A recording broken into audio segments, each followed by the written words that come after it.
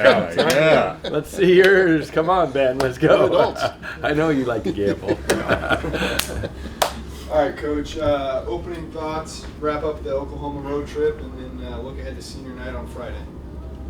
Well, we lost a tough one on Saturday night. Looked pretty good on Friday night, but as I mentioned in my post-match comments in Stillwater, I thought our effort was good. I just, we just didn't wrestle very well in situations where, like at 125 and 141, I thought we were really the aggressors there.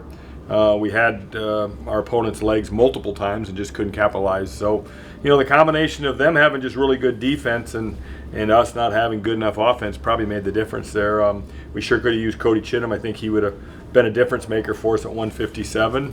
Those 2 or 3 little things, and you lose a tough dual meet to a really good team that's wrestling well right now, and they were super excited at home, and it was good for our guys to feel that hostility. But moving forward, I know we haven't been at Hilton in full stride since we wrestled Iowa back in November because we lost the weekend because of that weather. So it'll be good to get back to Hilton, and I hear the weather's going to be fabulous. So let's go. I'm a promoter.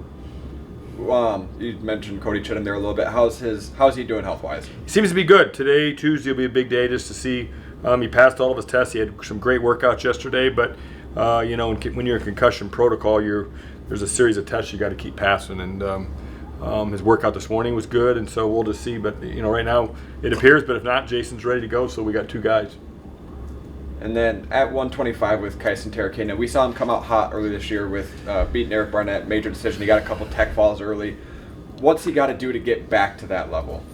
I think he's got to just get to his offense. He was really close. I mean, the Oklahoma State guy is a top 7 or 8 ranked guy in the nation, and again, we had his leg multiple times, and we just couldn't finish, and he snuck one in on us, and that's a difference. So Kyson's not that far away, but this is a detail sport, not just details in the room, but details out of the room. There's so many details involved, and Kyson, I think, just needs to continue to focus on being a more detailed person.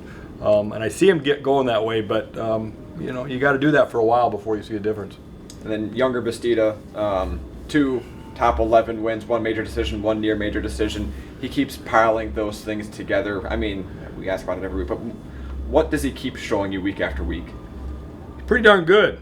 He's pretty darn good, and he really chooses to go out and separate himself. I even thought maybe a little bit. Heavyweight's a different game. It's a chess match a little bit more so than every other weight. Sometimes you're better off just to stay in there and hand fight and not shoot. Sometimes shooting on the wrong guy too much can get you in trouble. And we've seen him. The one takedown he lost this year was because he took a bad shot. If he wouldn't have shot, nobody would have taken him down all year. So, heavyweight's a fine line. You coach that a little different.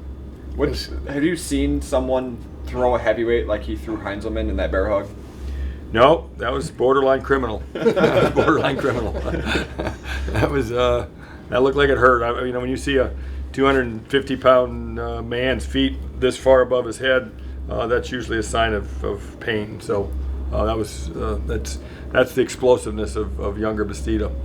Senior nights are always special, but how special is a senior night that features David Carr, Younger, several other guys, but obviously COVID years in the mix maybe for some guys, but I mean David in particular last time at Hilton. Well, don't graduate Younger yet. We got him for another year. All right? Don't do that to me right now. So he's listening to senior, so I was just saying. Right. I think we've got 9 guys that are walking. They're seniors, and it's so darn confusing because, we got some guys that could stay another year, but we know obviously he's tapped out. He's been at Iowa State 6 years now. So, wow, what a great, he'll go down as one of the all-time greats at Iowa State, and that's a big statement because there's a lot of greats.